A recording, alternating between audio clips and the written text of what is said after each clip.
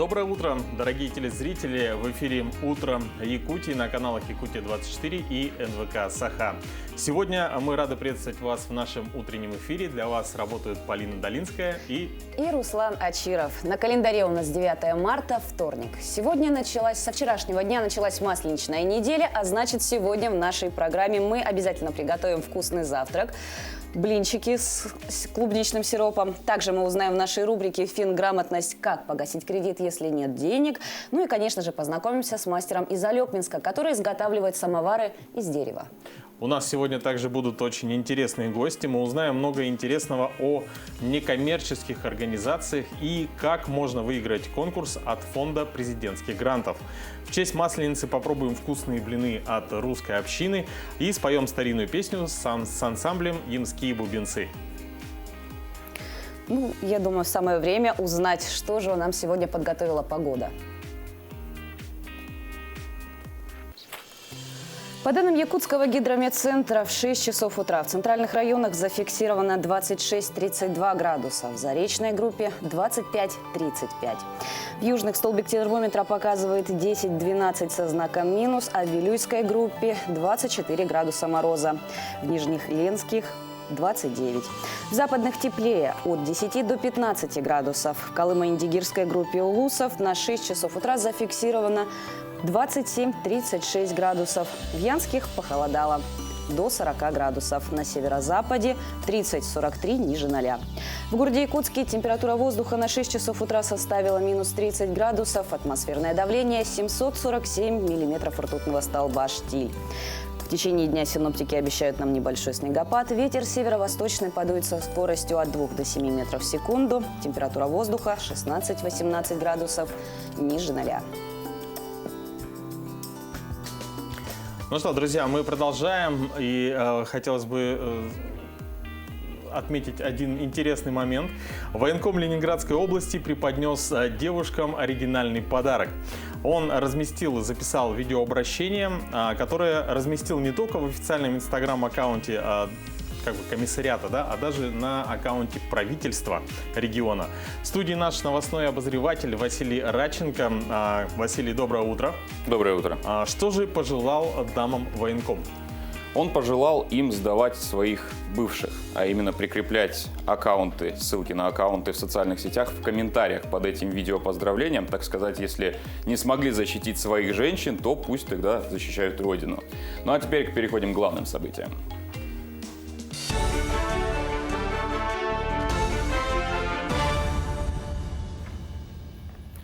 Правительство России предлагает объединить существующие реестры социально ориентированных некоммерческих организаций, которые сильнее всего пострадали из-за пандемии. Кроме того, инициатива предполагает, что правительству России будет представлена возможность определять дополнительные критерии. Авторы законопроекта отмечают, что существующие реестры были созданы во время пандемии, в том числе для предоставления дополнительных мер поддержки НКО. Соответственно, после получения указанных преференций необходимость в введении двух разных реестров отсутствует.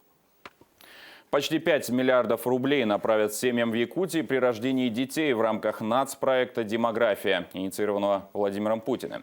Об этом рассказала замминистра труда и соцразвития региона Елена Теплякова. По ее словам, за последние 3 года объем средств, предусмотренных на поддержку семей с детьми по линии министерства, увеличился почти в 2,7 раза. Объем финансирования вырос за счет изменения критериев нуждаемости при назначении ежемесячной выплаты при рождении первого ребенка с 1,5 до 2-кратного размера прожиточного минимума. Также был увеличен срок выплаты указанного пособия от 1,5 лет до достижения ребенком 3-летнего возраста. Между тем, глава Всемирной организации здравоохранения высоко оценил инвестиции России в науку и борьбу с COVID-19, в частности, при создании вакцины «Спутник Ви». Глава ВОЗ сообщил о конструктивном телефонном разговоре с министром здравоохранения России Михаилом Мурашко о реагировании на коронавирус, а также о вакцине «Спутник Ви» и ее включении в список лекарств, одобренных ВОЗ для использования в чрезвычайных ситуациях. Стороны обсудили и роль системы первичной медицинской помощи, продвижение здорового образа жизни и борьбу с неинфекционными заболеваниями. Врачи рассказали об обследованиях, которые необходимы переболевшим коронавирусом. Следует проверить сердце, легкие, психику и посетить эндокринолога. Миокардит – воспалительный процесс в мышечном слое сердца, который возникает даже после легкой формы инфекции, является одним из самых опасных осложнений COVID-19. Его главными признаками являются слабость, боли в сердце, кашель, отеки, головокружение и одышка. Также одним из самых распространенных последствий коронавируса является гиперкоагуляция. Это склонность к образованию тромбов. Кроме того, COVID-19 может вызывать фиброзные изменения в легких, которые препятствуют воздухообмену и снижают насыщаемость кислородом. К другим новостям. Творческая встреча с Августиной Филипповой прошла в честь 8 марта. Напомним, что она является членом Союза художников, стилистом, художником-модельером и мэтром якутской национальной моды. Искусство радости провели в формате беседы в сочетании с театрализованной музыкально-пластической композицией с участием артистов якутской эстрады. Также прошла тематическая выставка. Августина Филиппова пообщалась со зрителями и поделилась дальнейшими планами. Чтобы люди ожились, женщины обрадовались. Я для этого моей республике дарю хоть начало моей творческой работы в 2021 году. У меня тут очень много партнеров появились, и с ними я хочу показать новые коллекции, новые работы, порадовать людей вот в конце 2021 года. Певица Манижа представит Россию на Евровидении 2021. Она выступит с песней «Русская женщина» в Роттердаме в мае месяце этого года. Отбор участника состоялся в прямом эфире Первого канала. Певица поблагодарила зрителей за доверие и заявила, что хочет продемонстрировать щедрость и открытость России. По словам певицы, Russian Woman – это песня о трансформации самоощущения женщины у нас в стране за последние несколько столетий. Российская женщина прошла удивительный путь от крестьянской избы до права избирать и быть избранной, одной из первых в мире. От фабричных цехов до полетов в космос, считает певица. К этой минуте у меня все. Передаю слово коллегам.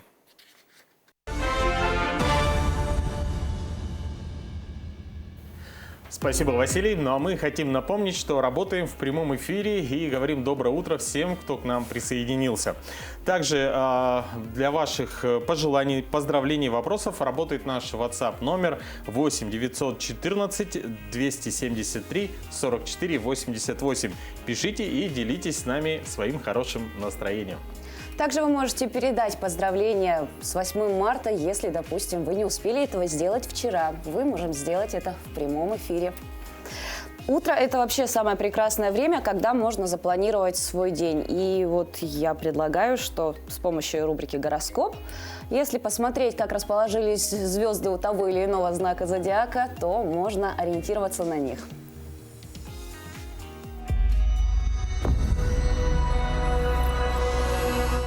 Овен. Главное, чтобы важные цели этой недели не нарушали права ваших близких. Больше рассчитывайте на себя, меньше на помощь кого-то другого. Возможно, в конце этой недели утратит свою актуальность одна из недавних договоренностей. Телец. На этой неделе, возможно, не сработает одна из ваших, как казалось, гениальных идей. Куда-то исчезнет давний должник или же человек, от которого хотели видеть взаимность, окончательно откажется от общения. Перешагните через неприятности, настройтесь на позитив и подумайте о том, как защитить себя от подобных ситуаций. Близнецы. В начале этой недели вам может поступить материальная помощь или предложение, связанное со сферой финансов. Если кто-то обратится к вам за помощью или советом, ни в коем случае не отказывайте. Нельзя исключать, что скоро уже и вам придется обращаться за поддержкой. Рак. Для хозяйственных дел эта неделя подходит не лучшим образом. Любой процесс, который вы наметите начать дома, займет гораздо больше времени, чем изначально предполагали.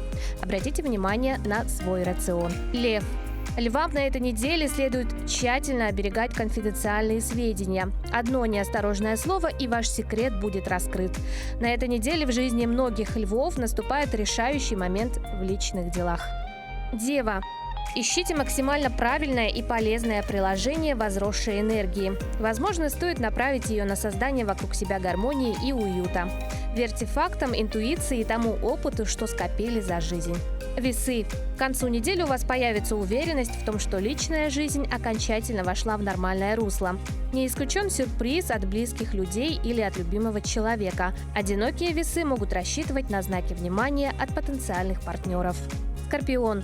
Астрологическая обстановка этой недели не слишком благоприятна. Все более-менее нормализуется к среде. Заключительный период недели – прекрасный момент, чтобы написать или позвонить одному из давних друзей. Стрелец. Меньше сомнений в личных делах. От вас зависит многое, если не все. Человек, которому когда-то признались в любви, а потом охладели, должен знать жестокую правду. Этот совет касается каждого из жизненно важных аспектов. Пытаясь что-то скрыть, вы еще более усложняете ситуацию. Козерог.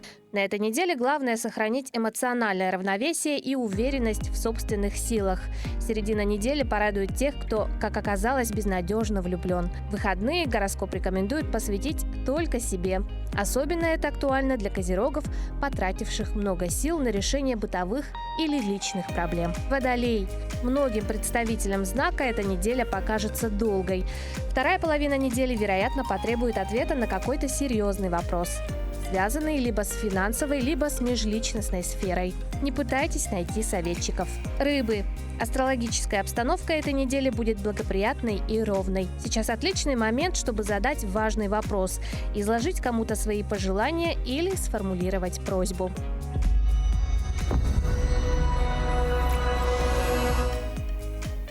Ну а теперь, после составления планов, мы предлагаем вам сейчас разогреться, размяться вместе с нашим тренером, который подготовил для вас утреннюю зарядку.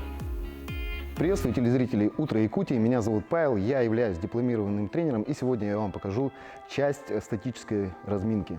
Пальцами потихонечку давим голову к плечу, буквально в течение 10 секунд каждое движение у нас происходит. Тем самым растягивая спазмированные мышцы, которые за ночь у нас немного залежались. И также двумя руками вниз.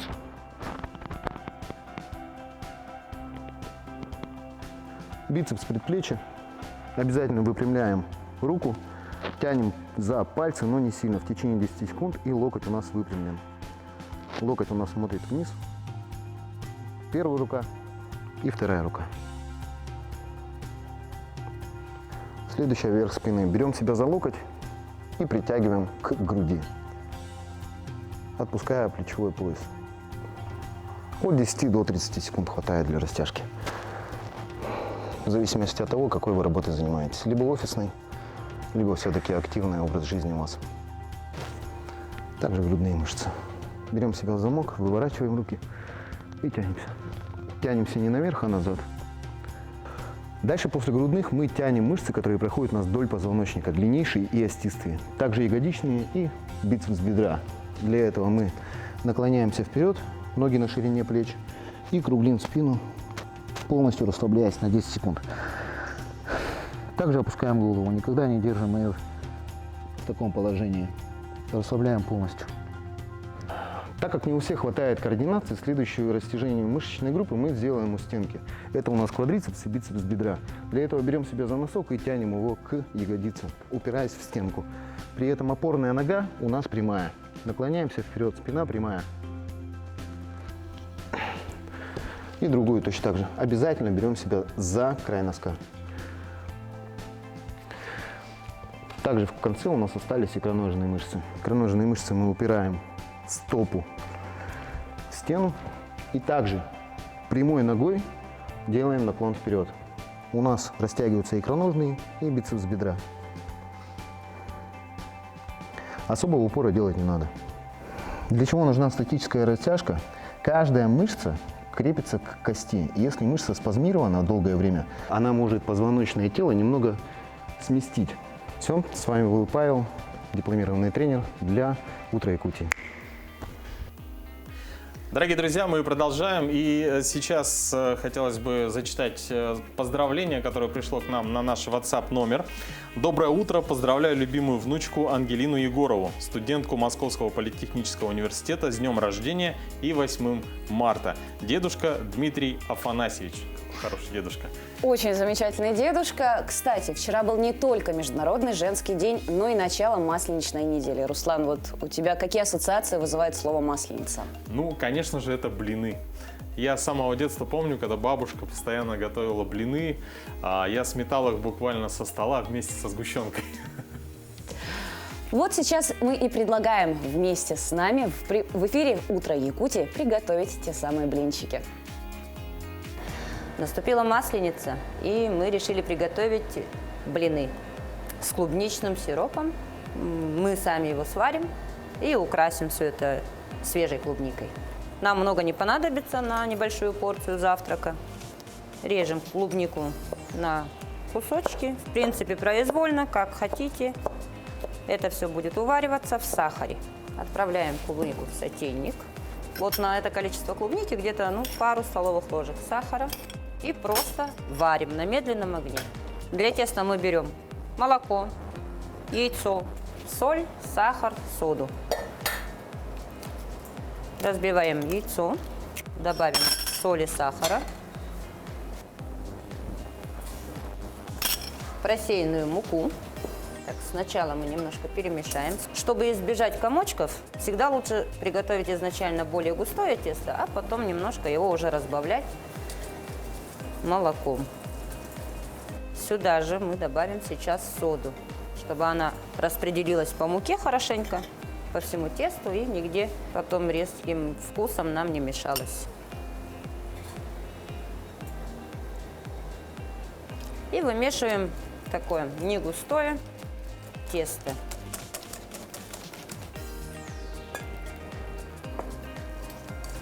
Не забываем про нашу клубнику, время от времени мы ее помешиваем.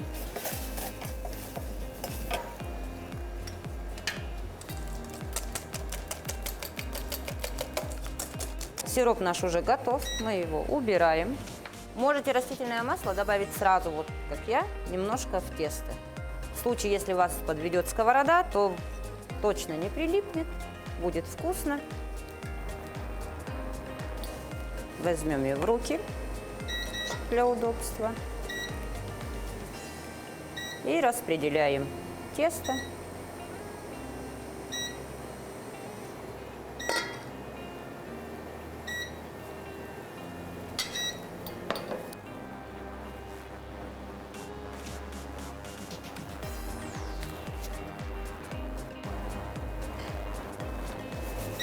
Второй блинчик у нас тоже готов.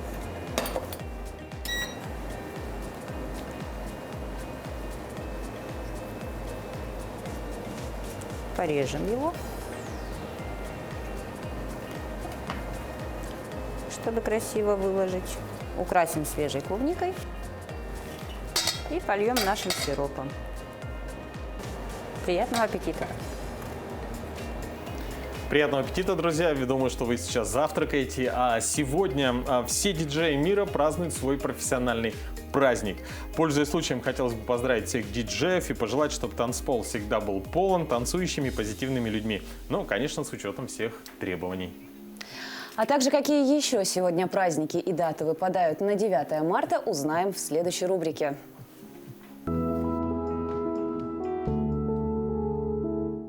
Сегодня день рождения куклы Барби.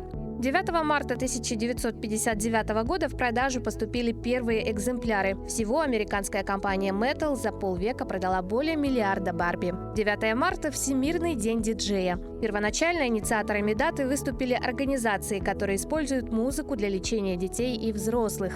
Прибыль, полученную диджеями, клубами и радиостанциями в этот день, направляют в различные международные детские фонды и учреждения. По народному календарю увидеть жаворонка или аиста в этот день считалось хорошей приметой. Также смотрели на погоду. Снег в этот день говорил о том, что Пасха будет холодной. 9 марта 1500 года экспедиция Кабрала отправилась в Индию, по пути случайно открыв земли Бразилии. В 1714 году в этот день Петр I издал указ, запрещающий присваивать офицерские звания дворянам, не служившим рядовыми. 9 марта 1776 года в Лондоне вышла книга Адама Смита «Исследования о природе и причинах богатства народов», которая положила начало политэкономии. В 1831 году 9 марта во Франции приняли закон о создании иностранного легиона. 9 марта 1454 года родился Америго Веспуччи, итальянский путешественник, исследователь Америки. В 1890 году в этот день родился Вячеслав Молотов, советский политический и государственный деятель.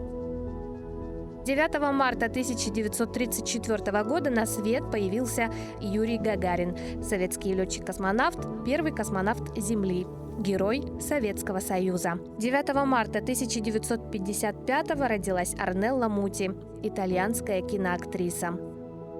Именины в этот день празднуют Иван и Илларион. 11 марта в Якутске состоится долгожданная премьера фильма «Рядовой Черин» по повести Тимофея Сметанина. Работа над фильмом шла долгих 6 лет. За это время сменился режиссер, большая часть актерского состава и поменялся сценарий. Несмотря на относительно небольшой бюджет, команде удалось снять добротный, качественный фильм. Вот с режиссером и исполнителем главной роли пообщался наш корреспондент Александр Хавренко. Создание фильма «Рядовой Черин» заняло у творческой группы более 6 лет. По разным причинам производство останавливалось, перезапускалось, и, наконец, 11 марта «Рядовой Черин» выходит в большой прокат. Создатели картины постарались отойти от шаблонов, по которым снимали военные фильмы в последние годы. Эта история не о войне, она о человеке. Мы ориентировались от повести Тимофея Сметанина. А повесть Тимофея Сметанина и Егор Черин, она рассчитана в первую очередь на подрастающее поколение. Там нету вот этого тяжелого большого трагизма, нету крови. И мы старались сделать фильм немного в таком стиле, в таком духе. Поэтому, что касается каких-то эмоциональных сторон фильма, было все достаточно легко. Снимая фильм про Егора Черина, команда решила, что в первую очередь их картина должна быть интересна подрастающему поколению, чтобы на сеансы приходили целыми семьями. Фильм несет пропаганду патриотизма, да, того героизма, которые оставили наши прадеды, деды. Он подходит именно для детей, для подрастающего поколения, которые избалованы, да, Голливудом, супергероикой, да, возвращает к истокам настоящих героев наших. Кроме всего прочего, своим фильмом создатели «Рядового Черина» хотят открыть российскому зрителю другое якутское кино, не фестивальное, и показать, что в Якутии тоже могут снимать масштабные военные полотна.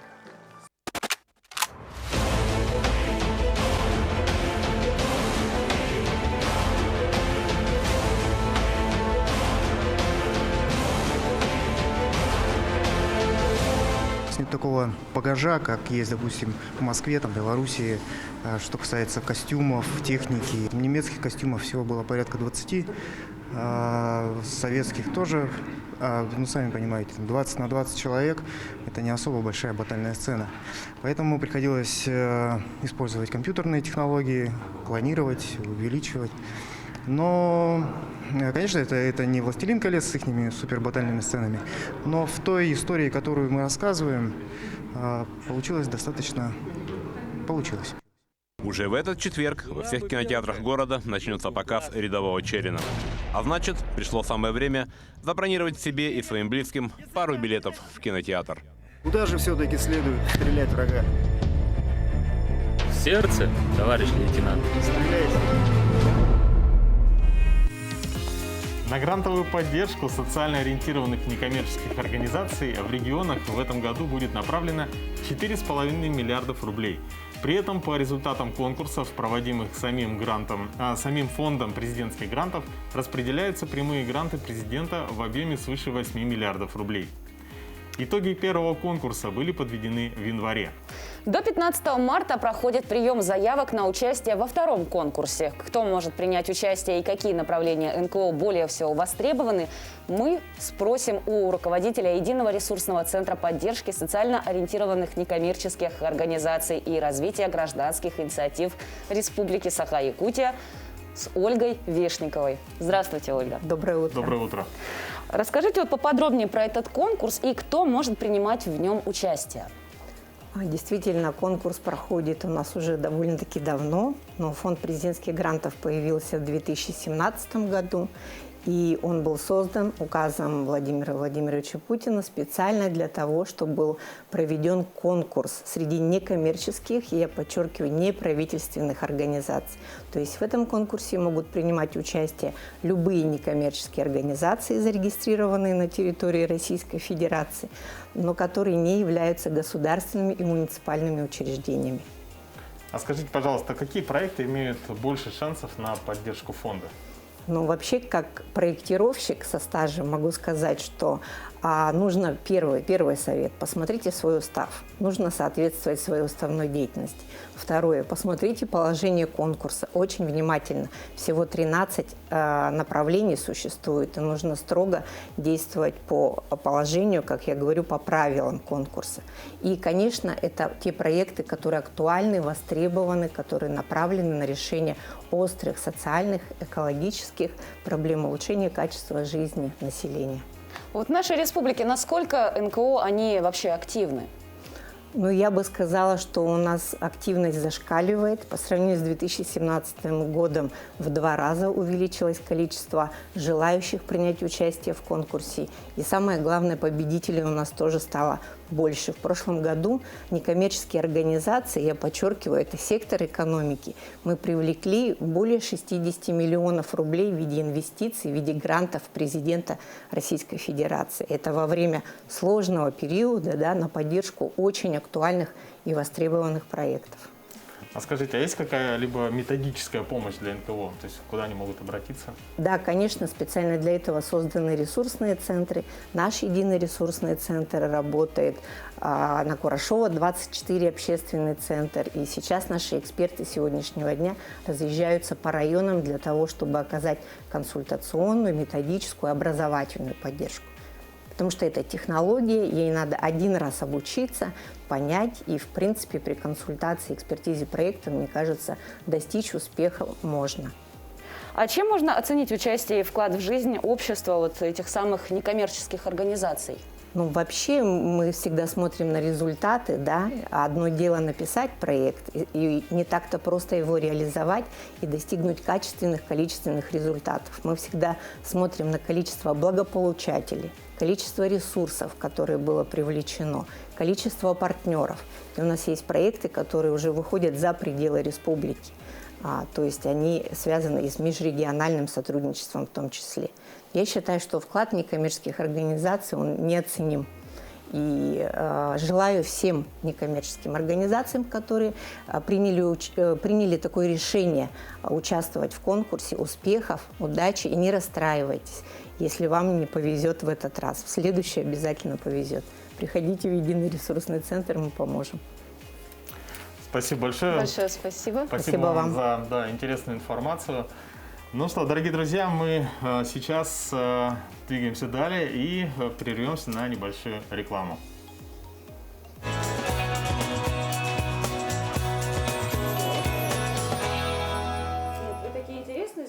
Друзья, мы рады приветствовать вас на каналах Якутия-24 и НВК Саха. И продолжаем передачу «Утро Якутии». Ниагарский водопад покрылся льдом из-за морозов. Из-за сильных холодов частично замерз Ниагарский водопад, расположенный на границе США и Канады. На этих кадрах, снятых в канадской провинции Онтарио, видно, как всемирно известный водопад сковало местами льдом. Морозы, однако, не испугали туристов. Количество желающих посетить природную достопримечательность только увеличилось. Некоторым счастливчикам даже удалось увидеть и запечатлеть радугу над застывшим водопадом.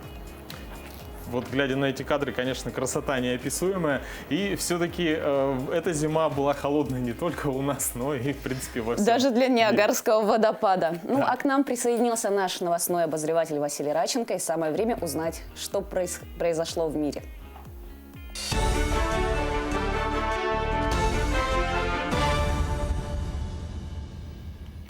Правительство России упростило правила направления средств маткапитала на улучшение жилищных условий. Постановление об этом подписал премьер Михаил Мишустин. Изменения коснутся случаев, когда средства маткапитала направляются на компенсацию затрат при строительстве или реконструкции жилого дома. Теперь для этого больше не потребуется предоставлять в пенсионный фонд сведения из акта выполненных строительных работ. Гражданам будет достаточно выписки из Росреестра, в том числе, что земельный участок и построенный на нем дом находятся в их собственности. А требования к выдающим ипотеку организациям, напротив, ужесточили. Сейчас этим могут заниматься не только банки, но и другие финансовые организации, включенные в перечень уполномоченных компаний Дома.рф. В соответствии с правилами, установленными правительством в марте прошлого года, претендовать на включение в перечень могли компании до октября 2019 года, выдавшие не менее 200 ипотечных займов. Новое постановление уточняет, какие именно кредиты они должны иметь в своем портфеле. В частности, размер займа должен быть не менее 500 тысяч рублей. Минимальный срок – 36 месяцев. Удаленка перестанет быть обязательной для тех, кому за 65. С 1 апреля перевод граждан старшего поколения становится рекомендательным, а не обязательным, как это было ранее. Постановление об этом подписал премьер-министр Михаил Мишустин. Так, за работающими пенсионерами сохраняется приоритетное право на дистанционную занятость, однако решение об этом теперь работодатели будут принимать самостоятельно.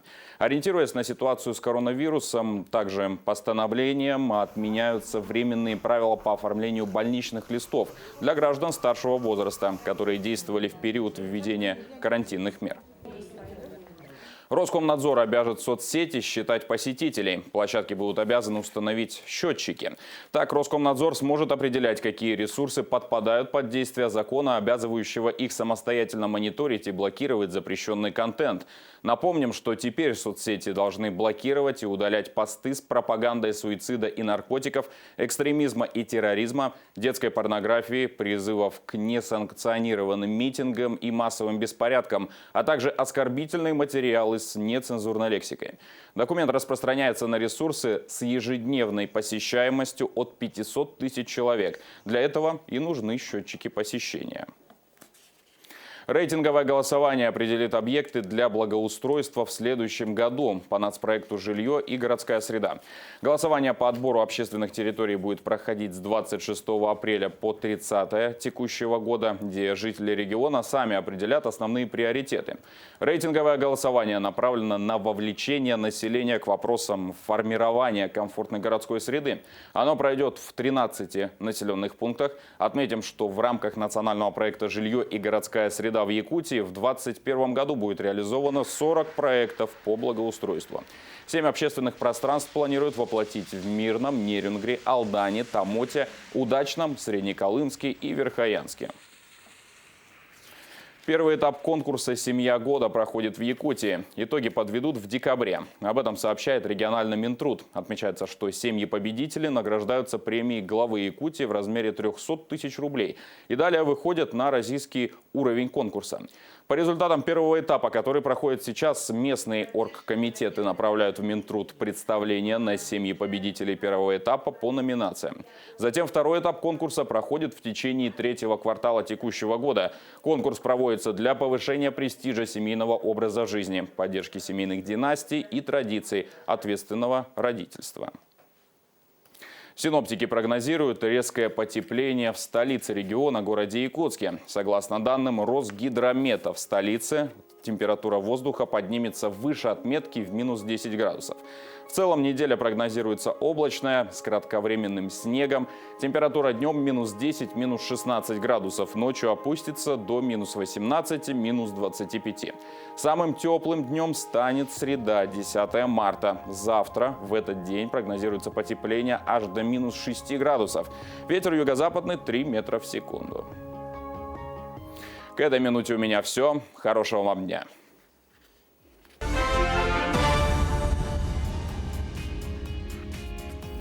Спасибо, Василий. Фламинго возвращаются на остановку на озеро Караколь. Розовые фламинго массово возвращаются на озеро Караколь в Казахстане после зимы. Большую стаю вновь снял местный житель. Птицы останавливаются здесь каждый год, весной и осенью во время перелета. Первая небольшая стая прилетела на водоем еще в конце февраля, когда на озере наблюдался снег и лед. И, согласно наблюдениям орнитологов, за год на водоеме останавливается около 90 видов птиц, чтобы отдохнуть от перелета и переждать зиму. У каждого мастера есть свой непревзойденный стиль. А вот учитель технологий из Алекминска, он всегда мечтал изготавливать самовары, но не простые, а именно из дерева. И у него это самое интересное, что получилось. Он теперь изготавливает их с бука, береза и сосны. В следующем материале из Алекминска расскажет Елена Фаст. По этому телефону можно реально позвонить. Весь механизм упрятан в шикарное деревянное обмунирование, а из самоваров выпить чаю. Хотя они замечательны и сами по себе как дизайнерское решение. Максим Хорошев работает в коррекционной школе номер 7 города Алекминска. Все это результат его работы и работ детей. Я давно уже хотел сделать самовар просто из дерева, из березы. Сейчас хочу сделать из бересты вот самовар, потому что я видел, что из бересты тоже делают самовары. Да. Вот. Сейчас стали туеса делать из коры. У нас же коры много в Алекминске, березы. Дети тоже участвуют делать, я же вот с ними работаю. Максим улыбается. Для самовара из бука вез 2 чурки с Крыма. Среди самоваров работа из мореной березы, давшей неповторимый узор, и из сосны. Ребятам тоже нравится. Многие работы неповторимы. Ребенок сам делал, 10-классник делал. Это его фантазия, его вообще сам вот взял, так сам, даже ничего не помогал. Вот сам вот рисовал, сам такие вот выполнил он. Узоры все сам? Да, все сам делал, я доски вот. Посмотрите, тут самое, как это, все симметрично сделано. Ни одного косяка нигде нет вообще. Он с обоих сторон сделано, видите? Все эти работы были представлены на выставке мастеров района, которую организовал Национальный центр культуры «Гармония». Среди них привлекало внимание стенд мастеров из села Тянь национального наслега. Надо жить капитально, хорошо. Наши предки как одевались раньше. Я шью вообще это несовременности, когда наши предки шили, как одевались, так и шью, потому что моя мама мастерицей была, она все время рассказывала, так одевались они, так они шили, поэтому так все время шью. А молодые тоже шьют современного. Елена Фаст, Максим Копылов, Алекминск. Ну что, дорогие друзья, хотелось бы... Вообще всегда я поражаюсь, сколько у нас творческих людей в республике. Но в наше время очень важно быть еще и правильно информированным, особенно в финансовой сфере. Прямо сейчас в нашей рубрике «Финансовая грамотность» вы узнаете, как погасить кредит без денег. Здравствуйте! Сегодня мы рассмотрим крайне щекотливую тему. Что делать, если у вас есть кредит, но нет денег, чтобы его погасить? Оформляя кредит, многие не задумываются, что будут делать, если не смогут платить. В жизни всякое бывает. Сегодня возможность есть, а завтра нечего есть. Поэтому стоит заранее задуматься, что можно сделать, если обстоятельства вдруг изменятся. Если вы попали в сложную ситуацию, потеряли работу, заболели, возникли непредвиденные финансовые сложности, а обязательства перед банком у вас остались, обратитесь в сам банк. Верь, не верь, а открытый диалог – это лучший способ наладить любые отношения. Личные, рабочие или финансовые. И главное – обратись в банк первым. Не скрывайся, не жди, что о твоем долге забудут. С фанфарами тебя, конечно, не встретят, но договариваться нужно и можно. Банк может предоставить вам несколько вариантов решения вашей проблемы. Первый вариант – отсрочка платежа, или, как ее еще называют, кредитные каникулы. В любой сложной ситуации отсрочка на несколько месяцев может решить многое. Отправит ли тебя банк в кредитные каникулы или нет, будет зависеть от того, как ты выплачивал кредиты до этого момента. Но помни, что все каникулы заканчиваются, и к этому моменту твое положение должно быть исправлено. Второй вариант решения проблемы – реструктуризация долга. Это пересмотр условий кредита, чтобы уменьшить платежи. К сожалению, в отсрочке часто отказывают, но банк может уменьшить ежемесячные платежи, увеличив при этом срок кредита. Но в таком случае ты рискуешь платить больше. Чтобы воспользоваться одним из этих вариантов, вы должны предоставить банку информацию, как вы планируете платить по кредиту в дальнейшем. Подготовьтесь к разговору с банком, соберите все документы, которые могут быть основанием для отсрочки или пересмотра условий. Все как в отношениях. Если хочешь, чтобы у вас все было хорошо, нужно не врать, а честно рассказать, какие усилия ты готов приложить к тому, чтобы исправить сложившуюся ситуацию. И одних эмоций не хватит. Важно задавать вопросы и предлагать решения. И иметь на руках хоть что-то помимо слов «денег нет». Справки, выписки, свидетельства. Ситуаций очень много. Так помоги банку помочь тебе. Обратите внимание, не стоит в спешке брать новый кредит в другом банке, чтобы погасить старый. Это все равно, что попытаться потушить пожар с помощью стакана воды, вместо того, чтобы взять и вызвать пожарных. Ты уже задолжал одному банку. Во втором кредит тебе могут и не дать, а если дадут, то на невыгодных условиях. С таким подходом ты быстро увязнешь в долговой яме. И последнее. Вариантов не отдать кредит и жить как жил попросту нет. Поэтому не бойся задавать вопросы. Рассматривай все варианты до того, как влез в очередной кредит. И помни, что честность и открытость творят чудеса. А мы подводим итоги конкурса, который был проведен на прошлой неделе. У нас есть победительница. Это Елена Голокова, жительница Якутска. Она ответила на все 3 вопроса викторины. Мы от всей души поздравляем победительницу. Участвуйте в нашей викторине и выигрывайте призы.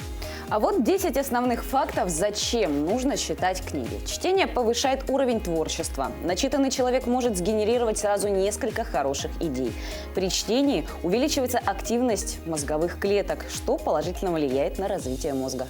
Чтение также продлевает молодость. Старение организма прямо зависит от старения мозга. Начитанный человек тренирует мозг, держит его в тонусе и не дает стареть. Вот у тебя вообще как дела обстоят именно с чтением?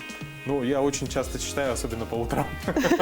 Социальные сети. И социальные сети, и сценарий к нашей передаче. Вот на самом деле мы постоянно сейчас используем социальные сети как способ общения, много печатаем. И для того, чтобы сэкономить время, мы периодически стараемся сокращать слова. А потом мы даже и начинаем уже их неправильно воспроизводить и даже совершать грамматические ошибки.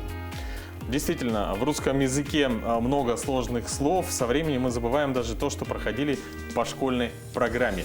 Мы предлагаем вам посмотреть опрос горожан на тему слова «щавель» или «щавель». Но перед этим, друзья, мы посмотрим нашу рубрику, которая называется «Книжная полка».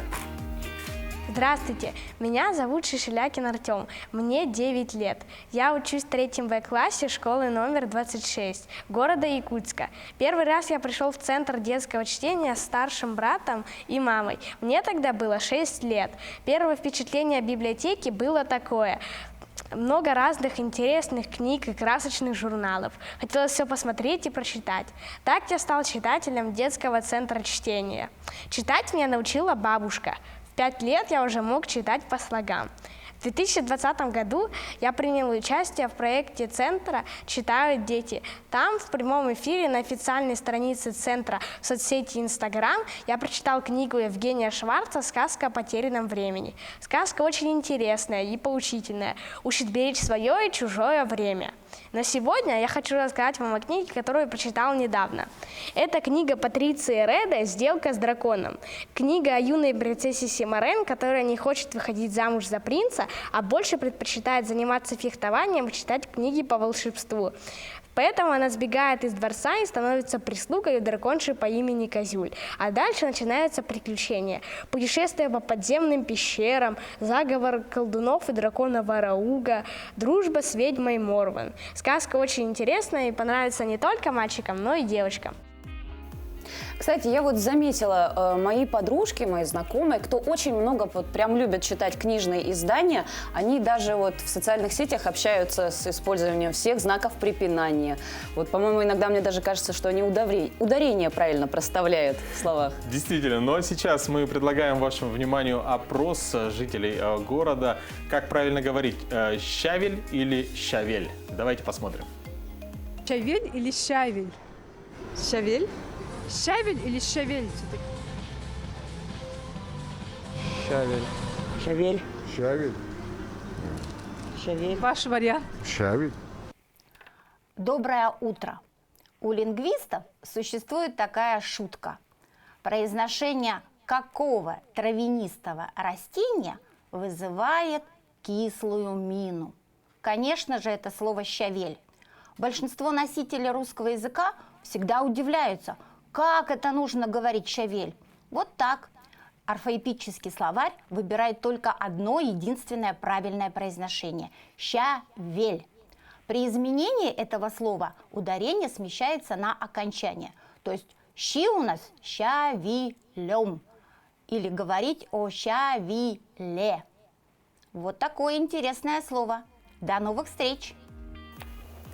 В России началась Масленичная неделя. Празднование Масленицы началось с 8 марта и закончится 15 марта, прощенным воскресеньем.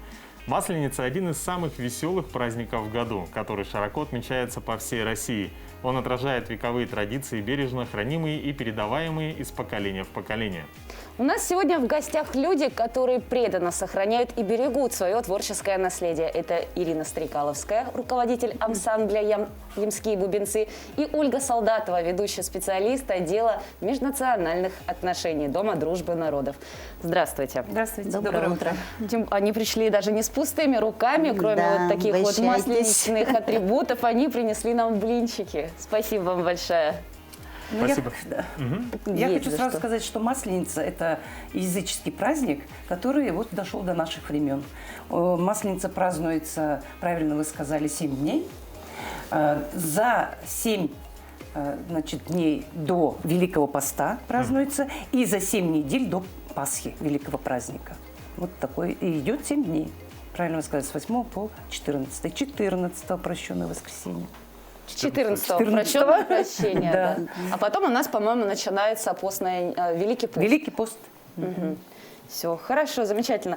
Вот первый вопрос мы бы Ирине Егоровне хотели задать. Вот вы являетесь еще и руководителем ансамбля «Ямские бубенцы». Вот в состав входят ямщики сел Хангаласского района, которые проживают вот в настоящее время в Якутске. Вот расскажите, вот как вам пришла идея создания этого ансамбля? Как вы собрали профессиональных певцов? Вот, на мой взгляд, они очень профессиональны в своем исполнительстве. Ну вот я сегодня хотела прийти со всем коллективом, но сказали, места мало, поэтому нас не взяли. Но говорить об ансамбле нам уже 8-й год. Мы собираемся в Доме дружбы народов и сохраняем свои старинные русские народные песни. У нас вот насчет репертуара нам помогают наши предки. То, что сохранилось до наших времен, мы поем. И среди них есть, конечно, и масленичные песни, да? Но про масленичные песни я скажу так, что самые популярные масленичные песни – это «Конфетки-бараночки». Конфетки-бараночки, словно лебеди саночки, ой, вы кони залетные, слышен песнь с облучка, гимназистки румяные, от мороза чуть пьяные, грациозно сбивают рыхлый снег с каблучка. Спасибо большое. Из-за этой песни вот сразу видно, да, праздничный вот настрой, санки, народные гуляния, разгуляй вот на улице. Вот вчера была встреча, все ходили вот с Масленицей, уже начинают ходить по деревне, да, ну, вот будем говорить по деревне, да?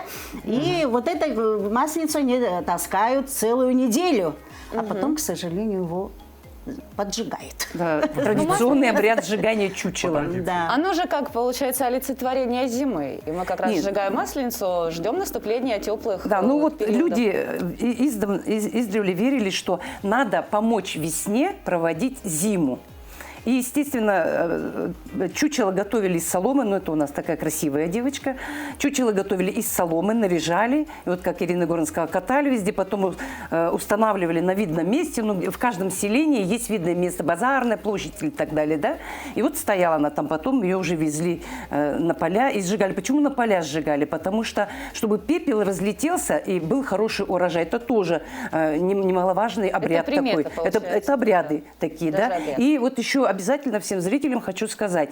У нас часто такую ошибку делают, что рисуют лицо. На обрядовых куклах никогда нельзя рисовать лица. Это очень такая особенность, которая, ну, соблюдается у славян. Поэтому вот она без лица. Ни глаз, ничего не должно быть нарисовано. А у нас масленица нарисует такие ресницы, прям красивые глаза. Она стоит вся такая. Радостно, и бац, ее поджигает. Да, и по поверью, может быть, уже туда вселился какой-то дух. А вдруг хороший? А мы этот дух хороший сжигаем.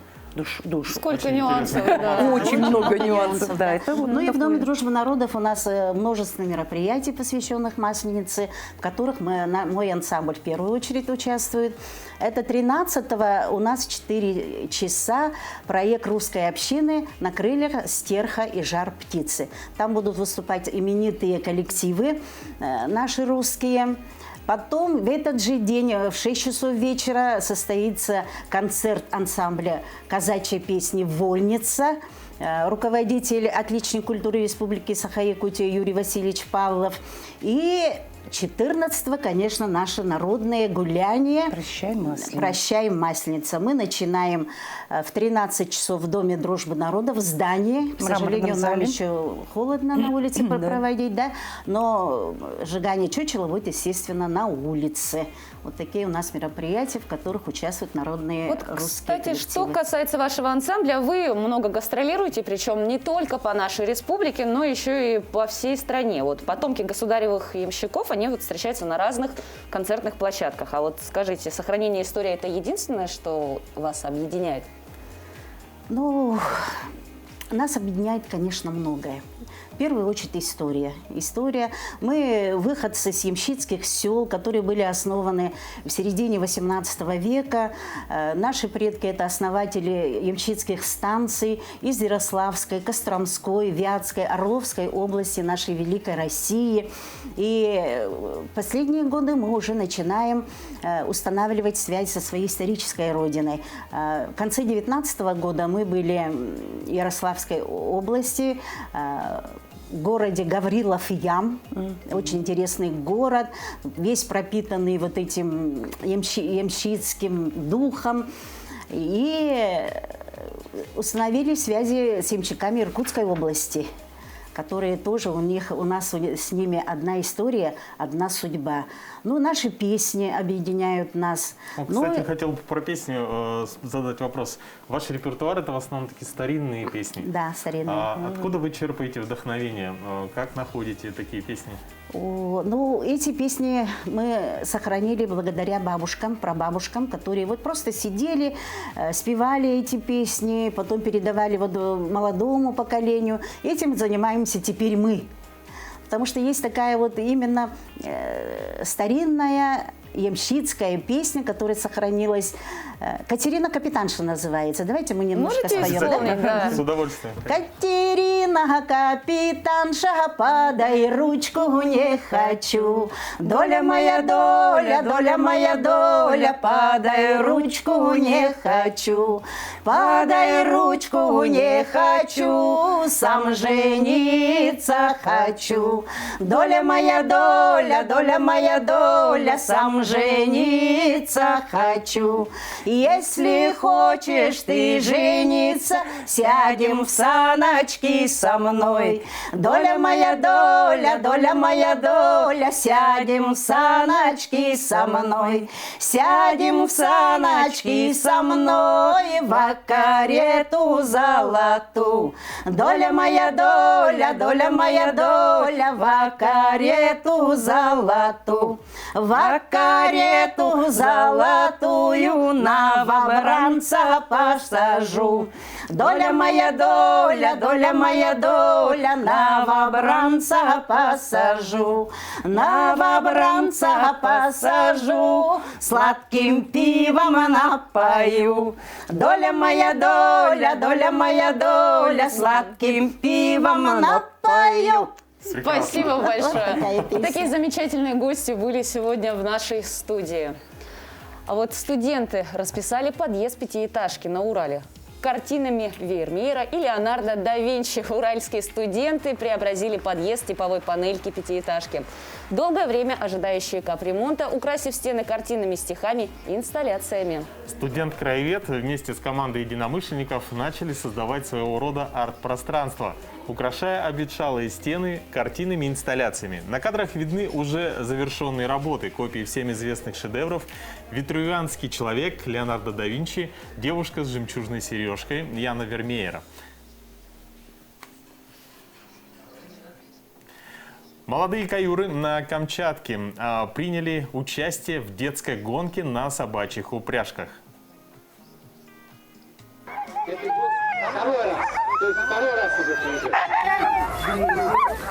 Давай, Даша, удачи!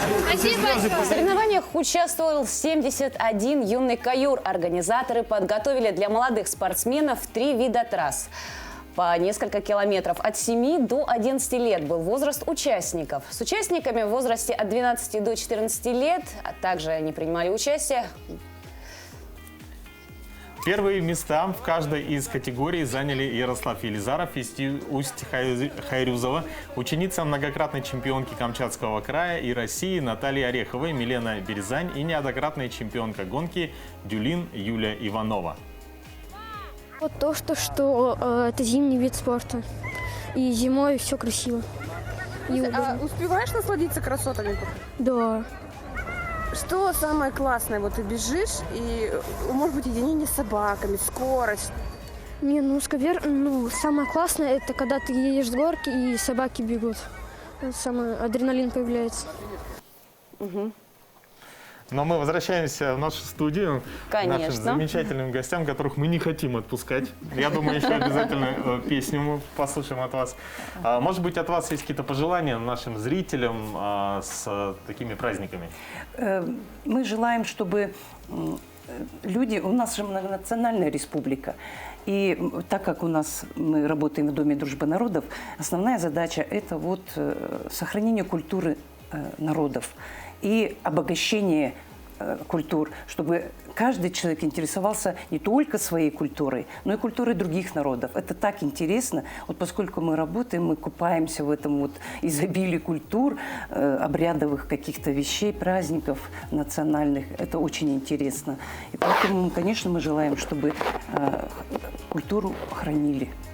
Масленица, это же здорово, да? Я уверена, что все пекут блины, она же обжорка называется масленица, потому что все 7 дней люди, это же символ масленицы, он символ солнца. Символ солнца. А у вас есть песня какая-нибудь масленичная? У нас нет, у вас? У нас особо таких... На Масленицу поют все песни. Мы приглашаем наших телезрителей, чтобы они пришли в Дом дружбы народов имени Кулаковского и посмотрели на вашу замечательную программу. Да, будут коллективы самодеятельные, все выступать. И на Масленицу выходили ребята и знакомились. Искали себе невест, искали женихов. Да? Хороводы. Да, хороводы. Спасибо. В рамки нашей программы говорят, что мы с вами продолжили мы желаем разговаривать. отличного утра и хорошего дня.